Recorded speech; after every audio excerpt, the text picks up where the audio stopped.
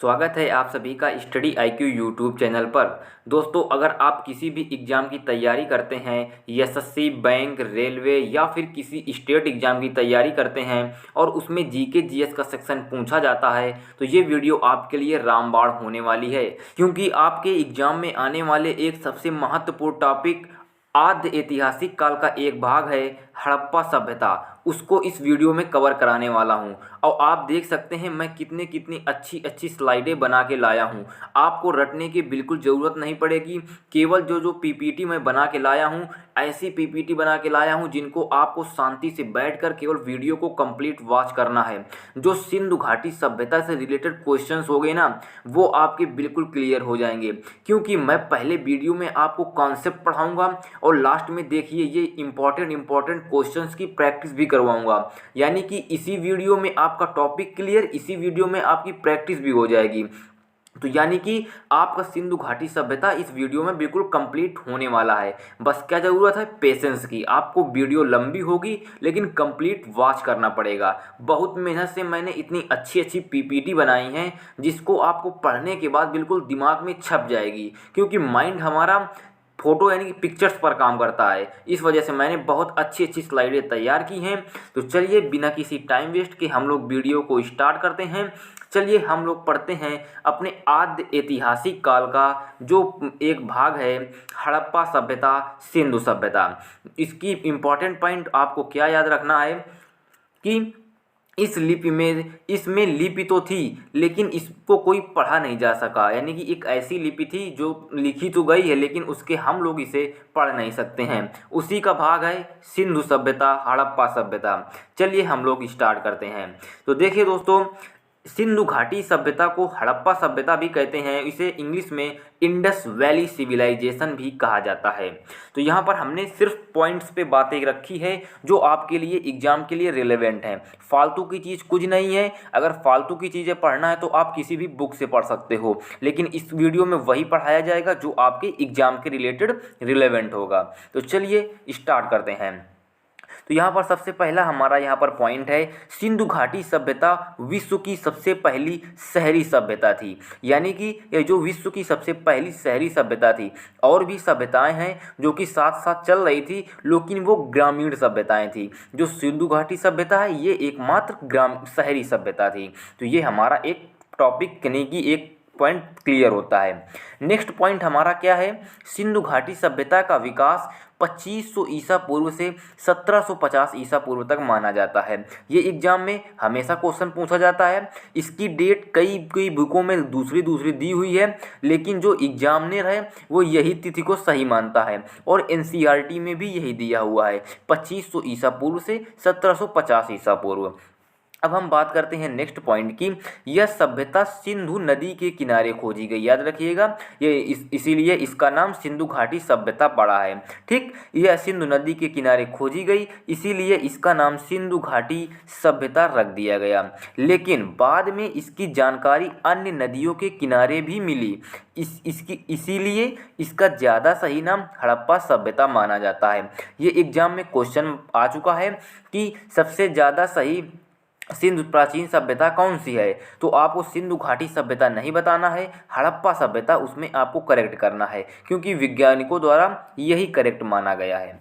अगला पॉइंट की ओर बात करते हैं, सिंधु घाटी सभ्यता की खोज यानी कि सन 1921 ईस्वी में हुई थी। ये आप लोग याद रखेंगे, इसे हड़प्पा सभ्यता भी कहते हैं। तो इसकी खोज सन 1921 ईस्वी में हुई थी।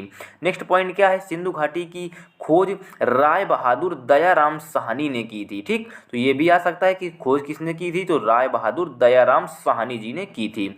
अगला पॉइंट है, इसकी जानकारी भारतीय पुरातत्व सर्वेक्षण विभाग के तत्कालीन महानिदेशक सर जॉन मॉर्सल ने दी थी। अगर ये क्वेश्चन पूछा जाए, जिस समय हड़प्पा सभ्यता की खुदाई हुई, मतलब कि जो हुई, तो उस समय पुरातत्व सर्वेक्षण विभाग के तत्कालीन महानिदेशक कौन थे, तो सर जॉन मॉर्सल थे। हम लोग बढ़ते हैं नेक्स्ट पीपीटी की ओर, नेक्स्ट स्लाइड की ओर, जिसमें हम पढ़ने वाले हैं सिंधु घाटी सभ्यता का विस्तार। तो अगर आपके एग्जाम में क्वेश्चन आता है, वैसे ज़्यादा इंपॉर्टेंट है नहीं लेकिन पूछा नहीं जा सकता, लेकिन मैं आपके लिए करा रहा हूँ। ये है पूर्व में है हिंडन नदी के किनारे आलमगीरपुर तक है, जो जिला मेरठ उत्तर प्रदेश तक है, पूर्व की बात है ये। पश्चिम में बात करें तो दासक नदी के किनारे सुतकांगेडोर बलूचिस्तान तक इसका पश्चिम विस्तार माना जाता है। और जो तीसरा है ये है चिनाव नदी के किनारे मांडा जम्मू कश्मीर में माना जाता है। और जो दक्षिण है, दक्षिण में गोदावरी नदी के किनारे दाइमाबाद महाराष्ट्र तक माना जाता है।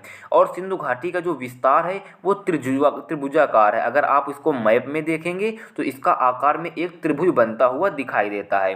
नेक्स्ट पॉइंट है, इस सभ्यता में केवल 6 बड़े शहरों का उल्लेख किया गया है। पहला है मोहनजोदड़ो, दूसरा हड़प्पा, तीसरा गढ़वारीवाला, चौथा है राखीगढ़ी, पांचवा है धौलावीरा, छठवा है कालीबंगन। आगे हम इनके बारे में पढ़ेंगे, आप टेंशन मत लीजिए। अब हमारा है सिंधु घाटी सभ्यता। इसमें हमको सबसे पहले हम लोग पढ़ने वाले हैं सिंधु घाटी सभ्यता के समाज के बारे में। इस वीडियो में पढ़ते हैं। पहला पॉइंट है, सिंधु घाटी सभ्यता में लोगों का समाज मात्र सत्तात्मक था, क्योंकि यहाँ खुदाई से स्त्री की मूर्तियाँ प्राप्त होती हैं। तो इससे पता चलता है यहाँ के लोग मात्र सत्तात्मकता मतलब मूर्तियों की पूजा करते थे, वो भी स्त्री की मूर्तियाँ। ठीक। अब नेक्स्ट पॉइंट है, सिंधु सभ्यता में मातृ देवी की उपासना प्रचलन थी। जैसा कि मैंने बताया, मातृ देवी की पूजा सिंधु घाटी सभ्यता में की जाती थी। और है अगला पॉइंट, इस सभ्यता के लोग पशुओं में कुबड़ वाले सांड को पूजते थे। जैसे कि हम लोग अभी गाय को पूजते हैं, उसी समय ये लोग कुबड़ वाले सांड को पूजते थे। अगला पॉइंट है, सिंधु सभ्यता का समाज मुख्यतः 4 वर्गों में बांटा था। पहला था विद्वान वर्ग, योद्धा वर्ग दूसरा, तीसरा श्रमिक वर्ग, चौथा व्यापारिक वर्ग एवं शिल्प वर्ग। वही जो शिल्प का काम करते थे उनको व्यापारिक वर्ग में रखा गया है। नेक्स्ट स्लाइड है अपनी शहरी सभ्यता। आप लोगों को मैंने सबसे पहले ही बताया कि सिंधु घाटी सभ्यता को शहरी सभ्यता भी कहा जाता है। तो इस पॉइंट में देखेंगे इसकी शहरी सभ्यता क्यों कहा जाता है। तो इसमें पहला पॉइंट है हमारा, सिंधु सभ्यता के लोगों ने नगरों तथा घरों के विन्यास के लिए ग्रीड पद्धति अपनाई। ये क्वेश्चन बनता है कि सिंधु सभ्यता के लोगों ने नगर नियोजन के लिए कौन सी पद्धति अपनाई। तो ऑप्शन ग्रीड पद्धति अपनाई। नेक्स्ट पॉइंट है, इस सभ्यता में घरों के दरवाजे और खिड़कियां सड़क की ओर न खुलकर पीछे की ओर खुलते थे। जिस तरफ सड़क मेन सड़क होती थी उस तरफ नहीं, गलियों की ओर खुलते थे इनके दरवाजे। और नेक्स्ट पॉइंट है हमारा, इस सभ्यता में लोग मकान बनाने के लिए पक्की ईंटों का प्रयोग करते थे। याद रखिएगा, ये क्वेश्चन पूछा जाता है कि सिंधु सभ्यता में लोग किस प्रकार की ईंटों से घर बनाते थे। तो ऑप्शन हो जाएगा पक्की ईंटों से। नेक्स्ट पॉइंट है हमारा, सिंधु सभ्यता में मोहनजोदड़ो से चौड़ी सड़क प्राप्त हुई है। मोहनजोदड़ो की जब खुदाई हुई थी तो उससे चौड़ी सड़क की प्राप्ति हुई है, जिसकी चौड़ाई लगभग 10 मीटर थी। तो ये भी ऑप्शन में कभी कभी आपको क्वेश्चन मिल सकता है। और एक इसकी ये मेन बात है, इस सभ्यता में नालियाँ ऊपर से ढकी हुई मिली हैं, यानी कि बंद हुई थी नालियाँ। तो इन्हीं सभी कारणों से पता लगता है कि यह एक नगरीय सभ्यता यानी कि शहरी सभ्यता थी। अब देखते हैं नेक्स्ट पीपीटी में है सिंधु सभ्यता के प्रमुख स्थल के बारे में हम पढ़ेंगे। पहला स्थल है हमारा हड़प्पा। इसी की खोज सबसे पहले हुई थी। सर्वप्रथम हड़प्पा की खुदाई सन 1921 ईस्वी में दयाराम साहनी ने रावी नदी के किनारे की थी, अभी जो पाकिस्तान के पंजाब प्रांत में स्थित है। जो आगे मैं आपको पढ़ाऊंगा सिंधु सभ्यता के प्रमुख स्थल, उनमें आपको डेट याद रखने की ज़रूरत नहीं है, लेकिन जो हड़प्पा सभ्यता है इसकी आपको डेट याद रखने की ज़रूरत है। तो ये हो जाएगा। अब इसमें देखते हैं हमें अवशेष क्या मिले हैं। अवशेष हमें मिले हैं, पहली पत्थर से बनी नर्तकी की मूर्तियाँ, दूसरा है कब्रिस्तान के साक्ष्य यानी कि लकड़ी के ताबूत मिले हैं, तीसरा तांबा के पैमाने, और चौथा है R37 कब्रिस्तान, यानी कि ये विश्व का सबसे बड़ा कब्रिस्तान है जो मिला था हड़प्पा की खुदाई में, उसे R37 नाम दिया गया है। ये हमारे हड़प्पा के अवशेष थे। अब हम बात करते हैं अपने प्रमुख स्थलों में मोहनजोदड़ो की। सर्वप्रथम मोहनजोदड़ो की खुदाई सन 1922 ईस्वी में राखाल दास बनर्जी ने सिंधु नदी के किनारे की थी, जो अभी की पाकिस्तान के सिंध प्रांत के लरकाना जिले में स्थित है। ये लो आप लोग याद रखेंगे। और यहाँ से हमें अवशेष क्या मिले मोहनजोदड़ो की खुदाई से, तो है कांसे से बनी नर्तकी की मूर्तियाँ। तो जो पहले में मूर्तियाँ मिली थी वो मिट्टी की बनी थी, लेकिन जो मोहनजोदड़ो से मिली है कांस्य से बनी मूर्तियाँ मिली हैं। और अगला है हमारा सबसे विशाल स्नानागार अन्नागार जिसमें अनाज रखते हैं, और मोहर जिनमें जहाज के निशान थे। ये सब मोहनजोदाड़ो की खुदाई से मिलते हैं।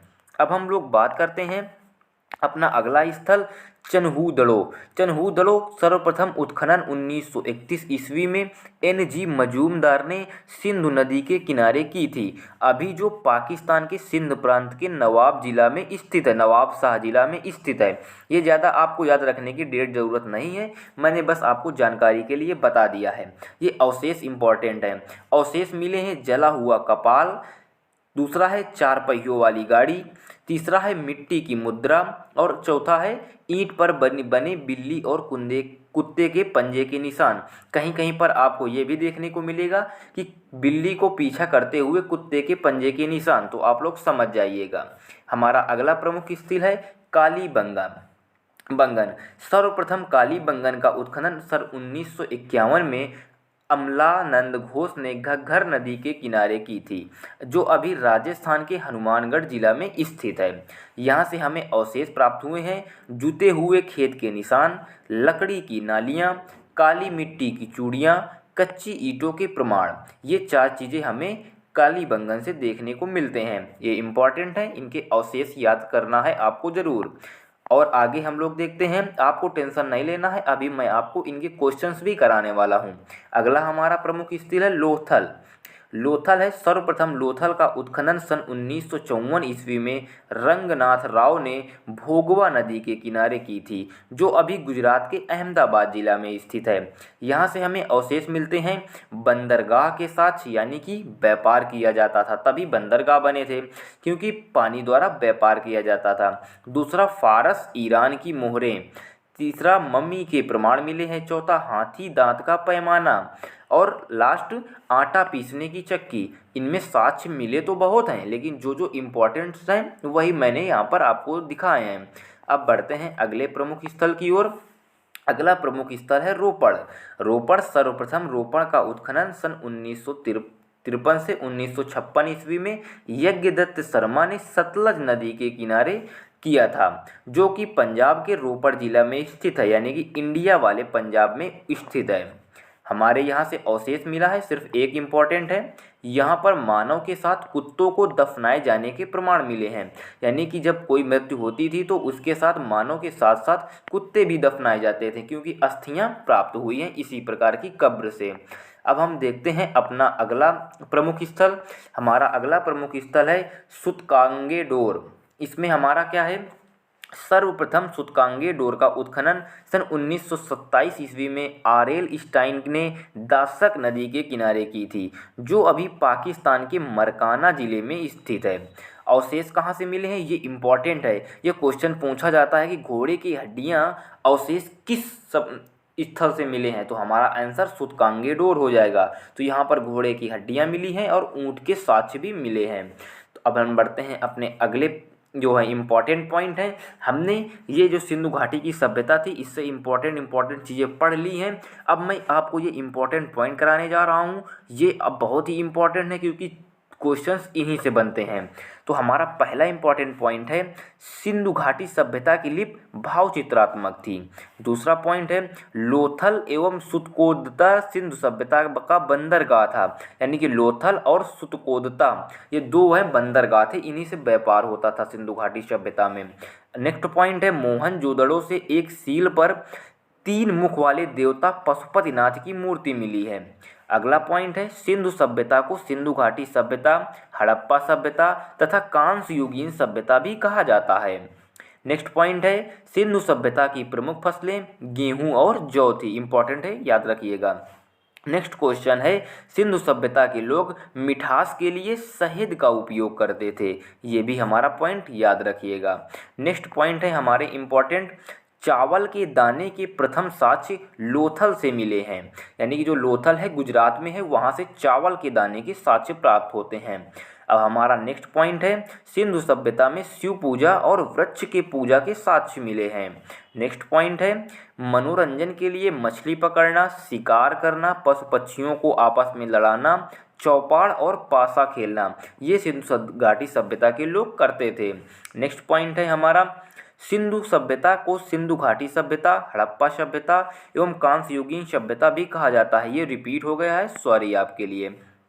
अब हमारा नेक्स्ट पॉइंट है, सिंधु सभ्यता के लोग लाल मिट्टी के रंग के बर्तन प्रयोग करते थे। नेक्स्ट को हमारा पॉइंट है, सिंधु सभ्यता के विनाश का कारण बाढ़ थी, यानी कि जो अंत हुआ सिंधु घाटी सभ्यता का, उसका कारण बाढ़ थी।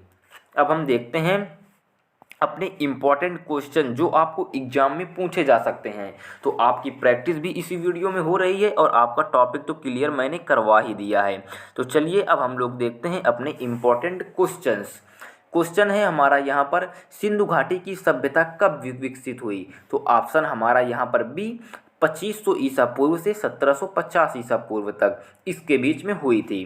क्वेश्चन है हमारा दूसरा, हड़प्पा सभ्यता की खोज किस वर्ष हुई थी? सबसे पहले हमने बताया था ऑप्शन सी 1921 ईस्वी में हड़प्पा सभ्यता की खोज हुई थी। नेक्स्ट क्वेश्चन है हमारा, सिंधु सभ्यता के लोग नगर नियोजन की कौन सी पद्धति अपनाई थी? मैंने आपको बताया था डी ग्रीड पद्धति को अपनाया था सिंधु घाटी सभ्यता ने नगर योजन के लिए। नेक्स्ट क्वेश्चन है हमारा, हड़प्पा सभ्यता की लिपि कौन सी थी? तो आपको मैंने बताया भाव चित्रात्मक थी, उसको केवल भाव से हम लोग व्यक्त कर सकते हैं, पढ़ सकते नहीं हैं। नेक्स्ट क्वेश्चन की ओर बात करते हैं। नेक्स्ट क्वेश्चन है हमारा, सिंधु सभ्यता के लोगों की महत्वपूर्ण रचना कौन सी है? तो यहाँ ये हमारा ऑप्शन सी नृत्य करती नृतिका, ये हमारी जो इनके साक्ष्य वहाँ पर खुदाई से मिले हैं। तो नृत्य करती नृतिका या नृत्य करती बालिका कुछ भी सही हो सकता है। नेक्स्ट क्वेश्चन है, सिंधु सभ्यता के लोग निम्न में से किससे विश्वास रखते थे?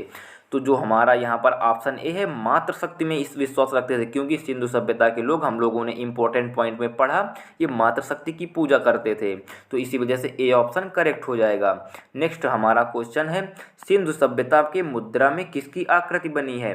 तो यहाँ पर ऑप्शन सी पशुपति की हमारे सिंधु सभ्यता में आकृति बनी हुई है।